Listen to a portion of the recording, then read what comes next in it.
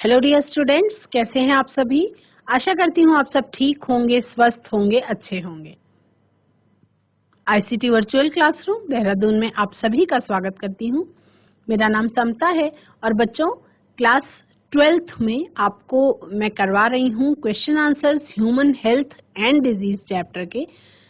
तो बिना देरी किए हुए चलेंगे स्मार्ट बोर्ड की तरफ और human health and disease chapter से रिलेटेड क्वेश्चन आंसर्स करेंगे, जो कि आपके जिस पैटर्न पे क्वेश्चन आंसर्स एग्जाम में पूछे जाते हैं उसके बारे में हम बात कर रहे हैं। Let's go to the smart board. Question है बच्चों, a person is suffering from amoebiasis, mention the pathogen that causes it and one organ of the body that get affected. Give 3 symptoms and 1 mode of its transmission। यानी कि प्रश्न पूछा जा रहा है कि एक व्यक्ति यदि अमीबियासिस से सफर कर रहा, अमीबियासिस से यदि उसको हो गया है तो उस पैथोजन का नाम बताना है जिसके कारण अमीबियासिस होता है, और एक वो ऑर्गन बताना है जो इस रोग से अफेक्ट होता है, जिस पर प्रभाव पड़ता है। और आपको 3 सिम्टम्स बताने हैं, जो अमीबियासिस के सिम्टम्स, 3 सिम्टम्स बताने हैं, और उसमें से एक आपको बताना है मोड ऑफ इट्स ट्रांसमिशन। एक आपको मोड ऑफ ट्रांसमिशन भी बताना है। तो आंसर में लिखेंगे, answer will be amoebiasis is caused by Entamoeba histolytica. Amoebiasis is caused by Entamoeba histolytica, यानी कि अमीबियासिस का जो कॉज है, जो पैथोजन है, उसका नाम एंटामीबा हिस्टोलिटिका है। ऑर्गन उससे कौन सा इन्फेक्ट होता है? स्मॉल इंटेस्टाइन उससे इन्फेक्ट हो जाता है, और उसके बाद वो जो स्मॉल इंटेस्टाइन है वो कभी कभी उसमें परफोरेटेड हो जाता है, यानी कि छेद हो जाते हैं, और ब्लॉक्ड या कहीं कहीं ब्लॉक्ड हो जाता है, और सीवियर केसेस में ब्लॉक होता है। इसमें क्या सिम्टम्स है? Constipation, abdominal pain, stool with excess mucus and blood clots, यानी कि उसमें एक्सेस म्यूकस होता है स्टूल में, कभी कभी ब्लड क्लॉट्स भी होते हैं। और ट्रांसमिशन होने का जो रास्ता है उसमें से एक, one of the most common reasons क्या होता है? House flies from infected faeces to food products and water. कैसे? देखिए, जो मान लीजिए किसी भी व्यक्ति में अमीबियासिस है, ठीक है, तो जो स्टूल होता है, जो फीसेस होता है, ह्यूमन फीसेस, तो आपको सबको पता है कि जनरल हम क्या कहते हैं कि मक्खियां, जो घरेलू मक्खी होती है, घरेलू मक्खी गंदगी पर भी बैठती है और उसके बाद वो घर के खाने में भी बैठ सकती है। तो फीसिस में ही एंटामीबा हिस्टोलिटिका प्रेजेंट होते हैं, है ना। तो अब एंटामीबा हिस्टोलिटिका मान लीजिए उसके पैरों में लग करके या कैसे भी आपके फूड तक यदि पहुंच गए, तो फूड को वो आपके कंटामिनेट कर देते हैं, और इसलिए कहा जाता है कि कभी भी खाद्य पदार्थों को खुला नहीं रखना चाहिए, है ना। कभी भी खाद्य पदार्थों को खुला नहीं रखना चाहिए। इसीलिए ये एडवाइस दी जाती है कि गर्मी के दिनों में खुले खाद्य पदार्थ या खुले फल, कटे हुए फल नहीं खाने चाहिए, और जो भी खाना आप बना रहे हैं उसको पूरी तरीके से पका करके ही खाना चाहिए, क्योंकि इन सब ये जो तरीके हैं वो केवल आपको इन्फेक्शन से बचाने के लिए बताए जाते हैं। तो एंटामीबा हिस्टोलिटिका के इन्फेक्शन ना होने पाए उसके लिए मक्खियों से बचाव होना बहुत जरूरी है ना। ये एक ऐसा तरीका है जिससे मक्खियां फीसेस से फूड प्रोडक्ट्स पे पहुंचती हैं या पानी में भी बैठ सकती हैं, तो उससे इन्फेक्टेड हो जाता है या कॉन्टामिनेटेड हो जाता है वो फूड या वाटर, जिससे अमीबियासिस नाम का रोग हो सकता है। और ये सीवियर केसेस में कभी कभी, जनरली तो नहीं कहेंगे, लेकिन सीवियर केसेस में ये मौत का कारण भी बन सकता है। तो ये प्रश्न नोट करेंगे, आंसर इसका नोट कर लेंगे। अब इसमें जो भी मैं आपको क्वेश्चंस करा रही हूँ, ये क्वेश्चंस बहुत कॉमन है बच्चों, लेकिन किस तरीके से, किस पैटर्न पे आपसे क्वेश्चन पूछे जा सकते हैं उसके बारे में हम चर्चा कर रहे हैं। तो क्वेश्चन और आंसर दोनों को आपको नोट कर लेना चाहिए, ताकि आप जब भी रिवीजन कभी कर रहे हो तो आपको ये याद आ जाए उस समय पे। नेक्स्ट क्वेश्चन है, how is innate immunity different from the immunity that you require through vaccines? Innate immunity जो होती है वो उस इम्यूनिटी से कैसे अलग है जो आपको वैक्सीन से। देखो, आप सबको पता है कि इम्यूनिटी यानी कि प्रतिरक्षा दो प्रकार की होती है। एक वो जो हमें जन्मजात हमारे पास मौजूद होती है, और एक वैसी जो हमारे पास जन्मजात नहीं होती, बाय बर्थ नहीं होती, लेकिन वो इम्यूनिटी हम अक्वायर करते हैं वैक्सीन्स के थ्रू। जैसे नॉर्मली इस समय पे सार्स कोविड वैक्सीन जो है, जो जिसको हम बच्चों को कोर्बावैक्स के नाम से लग रही है और बड़ों में भी वो लग चुकी है। तो वो वैक्सीन हमने क्यों ली? वो वैक्सीन लेने का रीजन क्या था? रीजन ये था कि हम कोविड वाले वायरस से अपने शरीर के अंदर इम्यूनिटी बना सकें, केवल इसलिए ये वैक्सीन। इसीलिए जो फर्स्ट फेज आया, जब किसी को वैक्सीन नहीं लगी हुई थी तो लोगों की जान बचानी मुश्किल हो गई, है ना, फर्स्ट और सेकेंड फेज में। तीसरी लहर जब आने की बात हुई तो क्यों हमारे भारत में इसका असर नहीं हुआ? क्योंकि बहुत ज्यादा 90% से ज्यादा वैक्सीनेशन हो चुका था। तो यानी कि लोगों के शरीर में वो इम्यूनिटी डेवलप हो चुकी थी, है ना। तो इम्यूनिटी जो डेवलप की जाती है और जो पहले से होती है, इन दोनों में फर्क होता है। तो क्वेश्चन पूछा जा रहा है कि how is innate immunity different from the immunity that you require through vaccines, that you acquire from vaccines. Describe करना है दो तरीकों के बारे में। Describe any two ways by which innate immunity can be accomplished. तो पहले इसका डिफरेंस देखेंगे हम। Differences between innate immunity and acquired immunity are, आप इसका टेबुलर फॉर्म में भी इसको लिख सकते हैं, आप इसको नॉर्मली भी लिख सकते हैं। इनेट इम्यूनिटी और एक्वायर्ड इम्यूनिटी के अंतर आपको लिखने हैं। लिखेंगे, लेफ्ट हैंड साइड पे आप इनेट इम्यूनिटी लिख सकते हैं और राइट हैंड साइड पे आप अक्वायर्ड इम्यूनिटी लिख सकते हैं। इनेट इम्यूनिटी में लिखेंगे इट इज नॉन स्पेसिफिक, यानी कि जो इनेट इम्यूनिटी होती है वो जनरल इम्यूनिटी है। जो जन्मजात प्रतिरक्षा है वो एक जनरल प्रतिरक्षा है, स्पेसिफिक किसी एक रीजन के लिए या किसी एक डिजीज के लिए नहीं होती है। लेकिन जो अक्वायर्ड इम्यूनिटी होती है, जो उपार्जित प्रतिरक्षा है, वो कैसी है? इट इज पैथोजन स्पेसिफिक, यानी कि आपने अक्वायर किया है, कोविड वैक्सीन लिया है आपने कोरोना से बचने के लिए, तो स्पेसिफिक उस पैथोजन के लिए आपका लिया गया है। पोलियो के लिए जो टीके लगते हैं वो पोलियो वायरस से बचने के लिए लगते हैं, यानी कि स्पेसिफिक पैथोजन से आपको बचाएगा।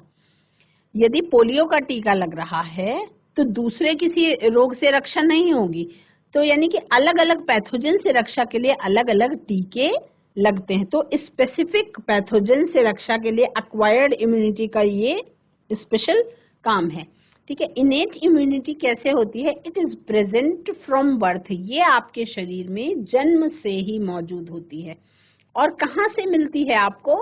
इनहेरिटेड फ्रॉम पेरेंट्स, आपको अपने माता पिता से मिलती है। तो हम ये कह सकते हैं कि जिसके माता पिता की इम्यूनिटी स्ट्रांग होगी, उनका बच्चा भी इम्यूनिटी उसकी भी स्ट्रांग होगी, है ना।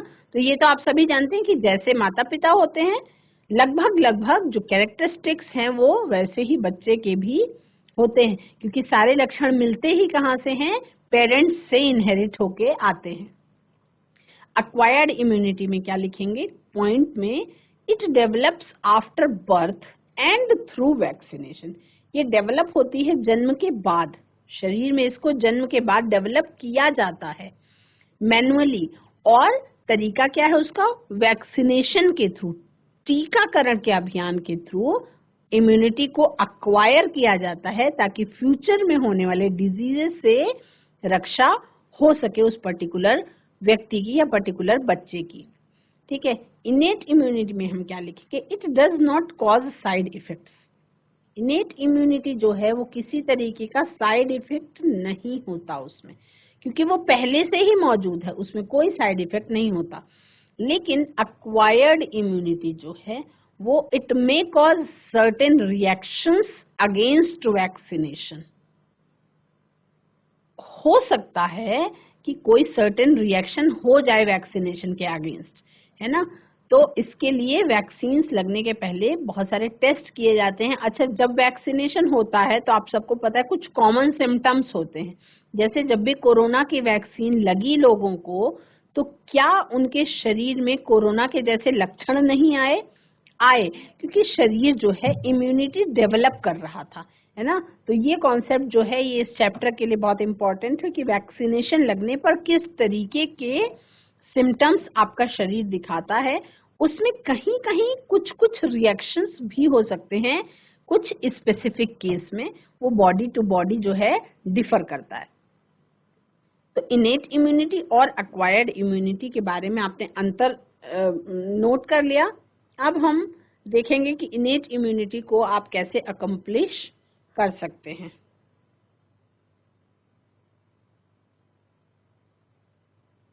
इनेट immunity can be accomplished by, लिखेंगे इसको आप सभी ऊपर, पहले इनेट इम्यूनिटी और एक्वायर्ड इम्यूनिटी के तीनों पॉइंट्स लिखेंगे। नेक्स्ट हम innate immunity can be accomplished by लिखेंगे physiological barriers like tears in eyes, acid in stomach, saliva in mouth.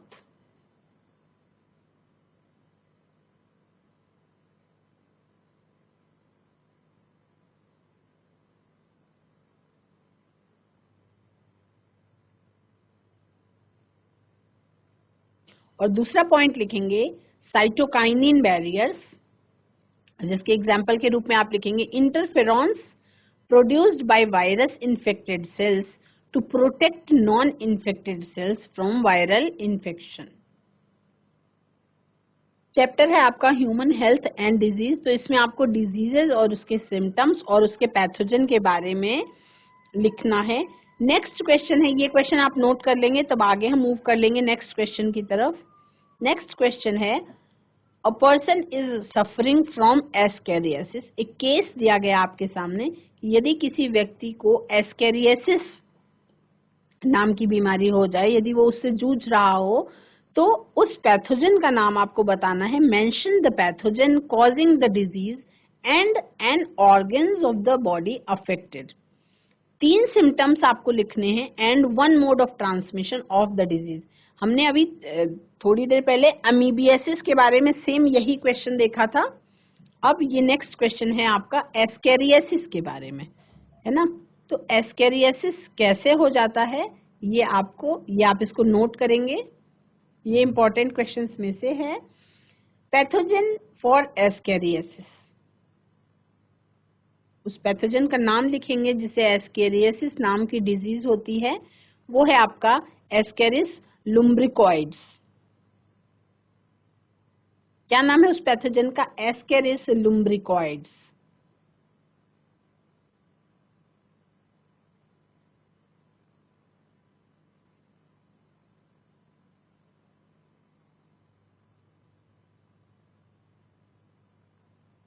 Ascaris lumbricoides.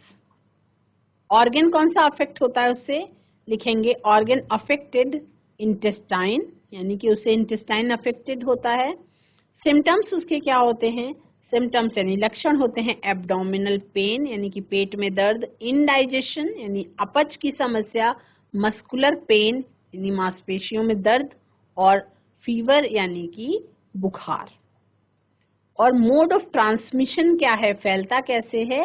Mode of transmission है यानी संक्रमण का जो कारण है, संक्रमण का जो तरीका है वो कैसे हो जाता है? Through contaminated vegetables, fruits and water, यानी कंटामिनेटेड संक्रमित सब्जी, फल और पानी से ये फैल सकता है। तो इसको आप क्वेश्चन भी नोट करेंगे बच्चों और आंसर भी नोट करेंगे।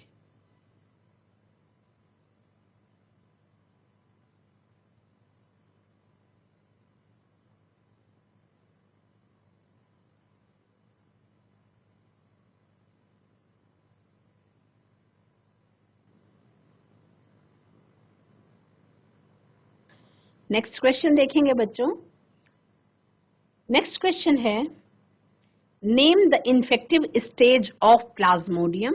यानी कि यहाँ पे बात किसकी हो रही है? यहाँ पे बात हो रही है मलेरिया की। Name the infective stage of Plasmodium, यानी प्लाज्मोडियम का कौन सा स्टेज है जो इन्फेक्टिव स्टेज माना जाता है? Which anopheles mosquito takes in along with the blood meal from an infected human. जो एनोफिलीज मॉस्किटो इन्फेक्टेड ह्यूमन से ब्लड मील के द्वारा ले लेती है, उस इन्फेक्टिव स्टेज का आपको नाम बताना है। Part number 2, why does the infection cause fever in humans, यानी मनुष्यों में ये इन्फेक्शन बुखार क्यों हो जाता है उसमें। और तीसरा क्वेश्चन है, तीसरा पार्ट है इस क्वेश्चन का, give a flow chart of the part of the life cycle of this parasite passed in this insect. तो पहला वो इन्फेक्टिव स्टेज प्लाज्मोडियम का जिसमें एनोफिलीज मॉस्किटो ब्लड मील के साथ इन्फेक्टेड ह्यूमन से वो ले लेती है अपने शरीर में, वो है आपका गमीटोसाइट। गेमिटोसाइट्स यानी कि हेप्लॉयड स्टेज आ चुकी होती है। गेमिटोसाइट्स वाली फेज में जब मनुष्य के शरीर के खून में गेमिटोसाइट्स होते हैं, उस समय पे एनोफिलीज मॉस्किटो यदि उस इन्फेक्टेड व्यक्ति को काटती है तो गेमिटोसाइट्स को वो ब्लड के थ्रू सक कर लेती है अपने शरीर में। ठीक है, तो ये उसका इन्फेक्टिव स्टेज हो गया। ठीक है, दूसरा, the parasites first multiply within the liver cell. सबसे पहले जब अटैक होता है इस पैरासाइट का, तो सबसे पहले वो लिवर सेल्स में मल्टीप्लाई करते हैं। Then attack red blood cells, उसके बाद वो रेड ब्लड सेल्स पर अटैक करते हैं, रिजल्टिंग इन देयर रप्चर, है ना, वहां पर अटैक करते हैं, मल्टीप्लाई करते हैं और आरबीसीज को रप्चर कर देते हैं। This cell bursting leads to the chill, shivering and fever, है ना। तो जब आरबीसीज बर्स्ट होते हैं उस समय पे जाड़ा लग के बुखार आता है, यानी कि उस समय पे कपकपी, हम क्या कह सकते हैं कि कपकपी के साथ ठंड बहुत तेज लगती है और उसके बाद फीवर का आ जाना, है ना। ठंड के साथ बहुत कपकपी के साथ फीवर का आ जाना, ये मलेरिया का लक्षण है। और बहुत पुराने टाइम में टीवी में एक ऐड भी आया करता था कि जाड़ा लग के आए बुखार तो समझो मलेरिया का है प्रहार, है ना। एक जैसे जागरूकता अभियान के तहत बहुत लंबे समय तक ये गाना जो है वो टीवी के माध्यम से, दूरदर्शन के माध्यम से जागरूकता फैलाने के लिए लोगों को बताया गया कि हाँ, यदि मलेरिया बुखार से आप ग्रसित हैं तो आपके लक्षणों में पहला लक्षण ये होगा कि आपको बहुत ज्यादा ठंड लगेगी, शिवरिंग के साथ, चिल के साथ फीवर आ जाएगा, हाई फीवर होगा।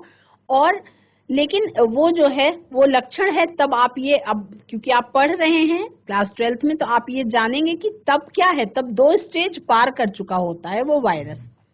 वो प्लाज्मोडियम वाइवेक्स जो है वो आपका पैरासाइट है जो पहले, सबसे पहले लिवर सेल्स पे अटैक करता है ना। वहां पे उन सेल्स को बर्स्ट करने के बाद वो रेड ब्लड सेल्स पे अटैक करता है और उसके बाद फिर वो क्या करता है, आपका चिल और शिवरिंग के साथ बुखार आता है ना। इसमें क्या होता है, एक टॉक्सिन रिलीज होता है जिसको हम हीमोजोइन के नाम से जानते हैं। एक टॉक्सिक केमिकल रिलीज होता है जिसको हीमोजोइन के नाम से जानते हैं। तो जब ह्यूमन ब्लड में ये हीमोजोइन रिलीज होता है तब ये सिम्टम आने शुरू होते हैं, यानी तब तक 2 स्टेज निकल चुकी होती है। तो इसको पहले आप नोट करेंगे, पार्ट नंबर 1 और पार्ट नंबर 2 का आंसर,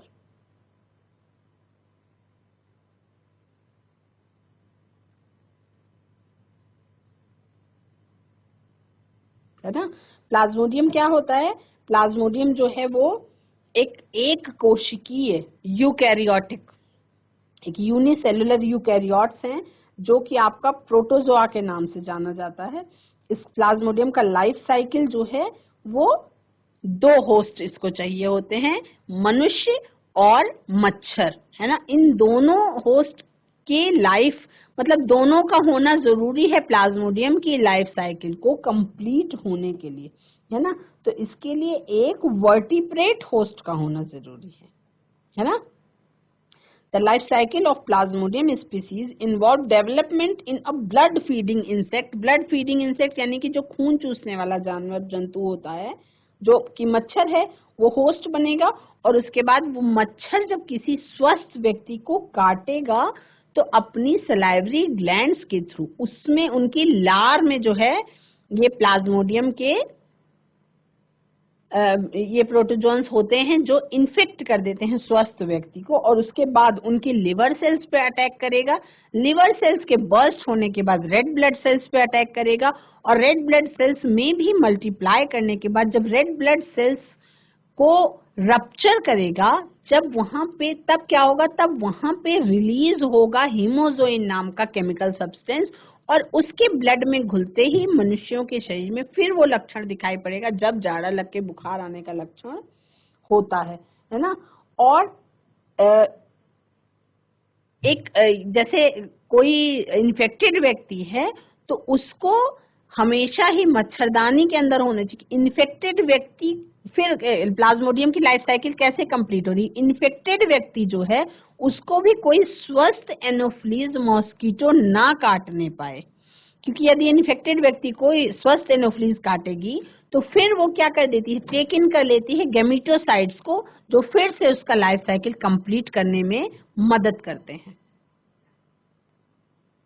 तो ये आपके सामने पार्ट नंबर 3 का आपको चार्ट दिखाया गया है, फ्लो चार्ट है जिसमें फीमेल एनोफिलीज मॉस्किटो किस तरह से गैमेटोसाइट को ले लेती है और फर्टिलाइजेशन कहाँ होता है, वो मच्छर के शरीर के अंदर होता है, उसकी इंटेस्टाइन में होता है और उसके बाद मैच्योर स्पोरोजोइट्स जो हैं वो रिलीज किए जाते हैं इंटेस्टाइन से और फिर से सलाइवरी ग्लैंड्स तक पहुंच जाते हैं, फिर मच्छर काटता है और सामान्य मनुष्य को बीमार कर देता है। तो आज की क्लास में जो लास्ट वाला क्वेश्चन हम लोगों ने किया बहुत इंपॉर्टेंट है एग्जाम के लिहाज से भी, जिसमें प्लाज्मोडियम के जीवन चक्र के बारे में हमने बात करी।